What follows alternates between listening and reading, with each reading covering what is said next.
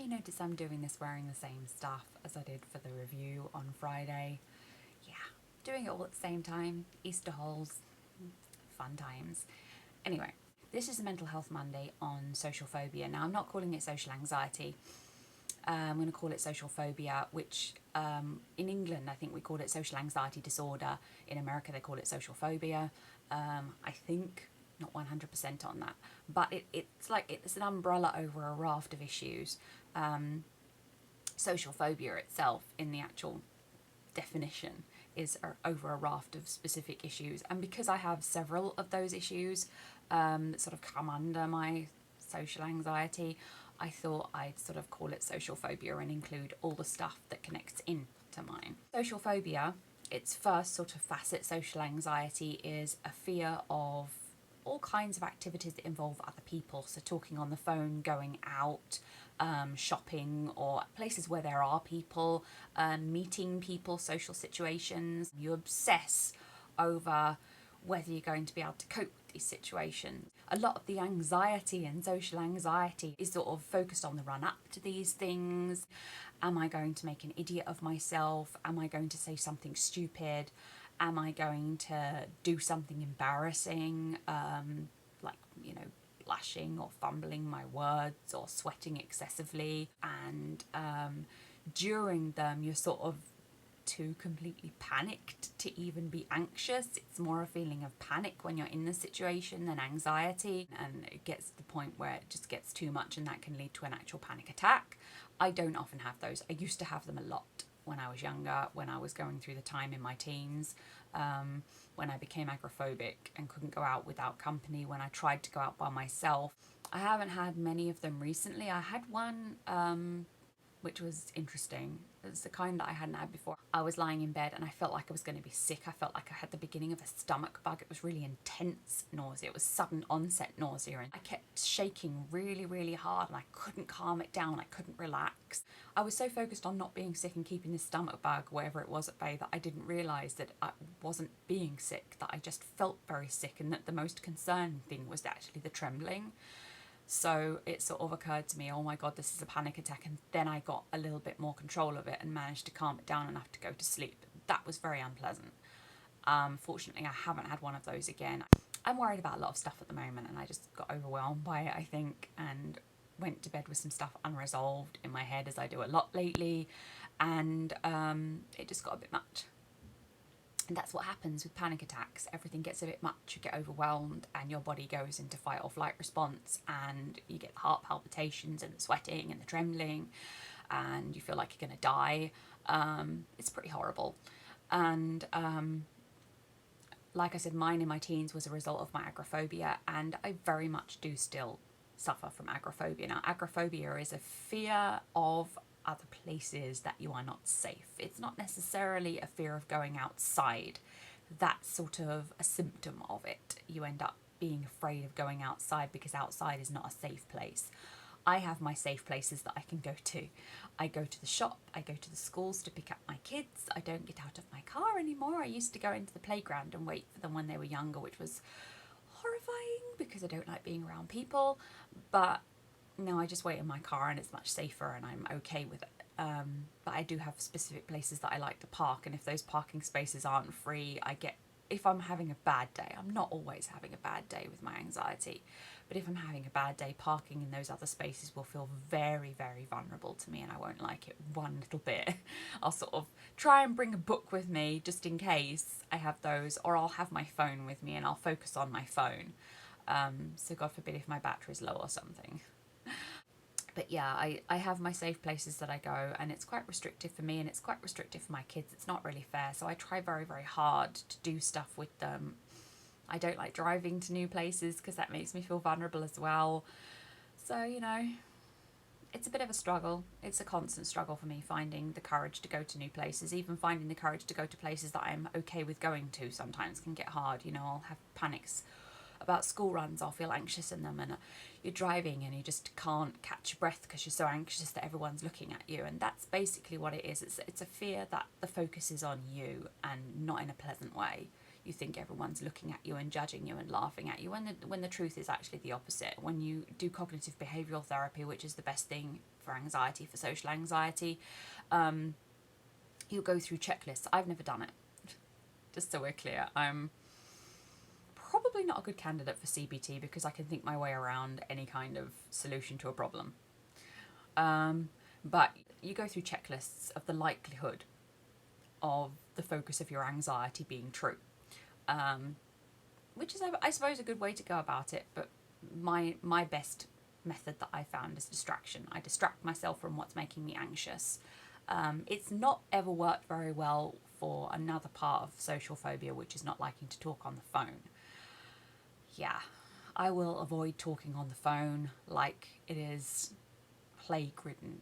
I don't like it. I can't see what people are thinking, which is bizarre because I am completely crap at figuring out what people are thinking when they're actually talking to me face to face. So I don't know why I have this obsession with, like, I can't see them on the phone, but I do. It's nuts. I suppose it's because I am so crap at knowing what people are thinking face to face that I panic even more on the phone because the voice is even less of a cue than the face. I don't know whether it's just my extreme social phobia having kept me out of society for so long, and the avoidant personality disorder and all that stuff, because that all connects in with it as well, or whether I've just worked up this extreme resistance to understanding people, or whether there might be a little bit of autism in that or not. I don't know. I don't want to diagnose myself. That shit is dangerous. But I do know that I am completely incapable of figuring out what people are thinking. I'm no good with social cues. I don't know how to respond. Small talk is painful once it goes outside sort of the weather and how are you doing and what are you up to lately. I'm kind of like casting around for something to say and I don't know what to say. And sometimes I will even lose the ability to small talk. It's like, what do I say to this person? I don't know. I don't like approaching people. I will pretty much never approach you unless you look more lost than me. If you look more lost than me, then I might feel comfortable enough to approach and say, hey, are you okay? And hopefully you'll say something back, because if you're just as badly socially anxious as me and you don't know what to say, then we're stuck just standing there staring at each other and smiling awkwardly, which is always fun. But, in a state of recovery, you find out lots of things about yourself, and I'm actually okay with social interaction. Once I get into it, or if I'm in the mood for it, I'm okay with it. I can talk to people quite a lot. I'm a talker. Yeah, I'm one hell of a talker. I can talk the ears off a donkey.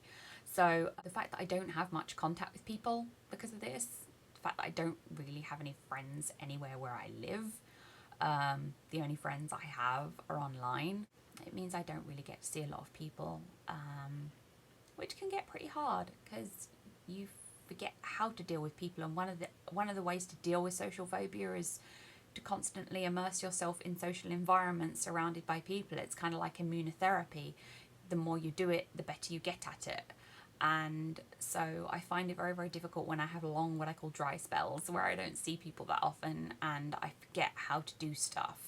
I try and keep it up on social media, but social media means you kind of have to be social, and social anxiety means that you're anxious to go into social situations, and funnily enough, social media is a social situation and can trigger your anxiety just as much.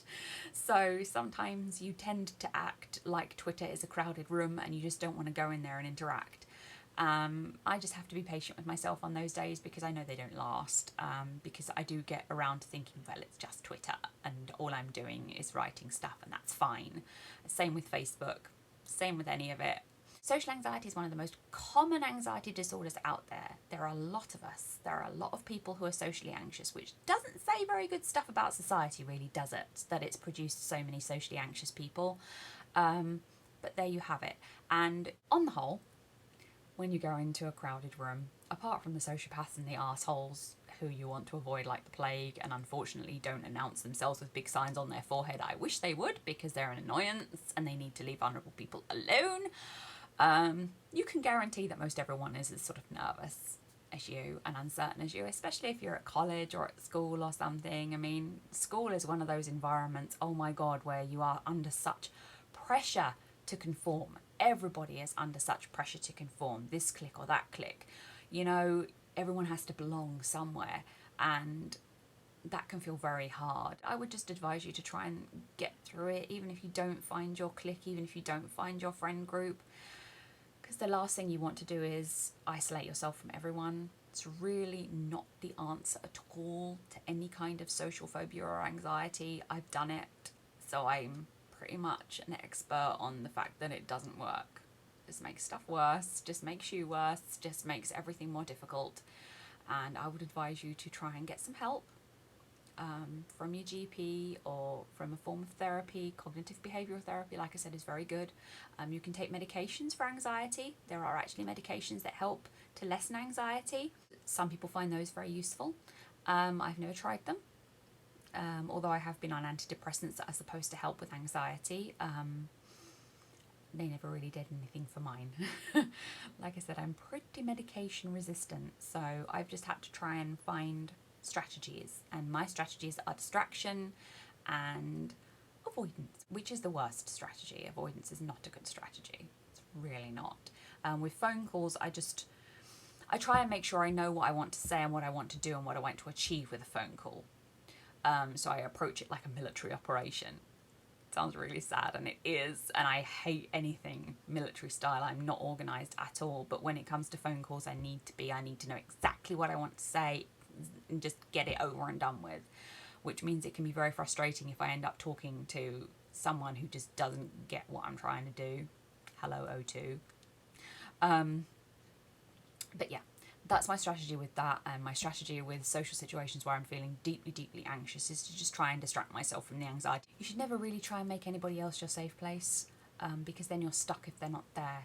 The best thing to do is try and tackle your social phobia, your social anxiety with medication or with therapy, or just, by immunotherapy of some kind, immersion, exposure to it, exposure to the situations that frighten you. Just try and do them more and more, a little bit at first, and then, gradually extending the amount of time you're in that situation. Just try and get used to it, and don't try and rely on other people to be your safe place. Because they might not always be available, and you might end up being stuck and needing to go somewhere and not being able to go there. So yeah, that is social anxiety, and it is entirely manageable. I would suggest, if you are suffering from social anxiety or social phobia, instead of panicking that it's never going to go away, find what works for you to tackle it. And I will, as usual, leave helpful links in the box below or in the blog post if you're watching this on my blog, because I embed these on my blog, which is in my YouTube About page, by the way, if you want to know where my blog is, because I have poetry on my blog and I have fiction on my blog because I'm a writer, so there's a lot of interesting stuff on there. I'll also link that below if you can't be bothered to look in the About. I'll link that below. But yeah, there'll be lots of helpful links below, organisations that you can look to find some help for your social phobia or anxiety, because these videos are primarily supposed to be informative and helpful. So if you need some help, there'll be some links, and I hope me talking about mine and the effects of mine has been helpful, and I hope I haven't waffled about it too much, because there's a lot to say about it. And because it's quite a big one, it does affect my life quite a lot, still, even in recovery, especially in recovery, because you become very vulnerable, I think, in recovery. There's a lot of stuff going on, but I will get to that in the recovery blogs. Next time I will be talking about PTSD, because I think the most essential, vital thing to do if you're suffering from any disorder, but post-traumatic stress disorder is one. You need help ASAP. It's kind of like shock.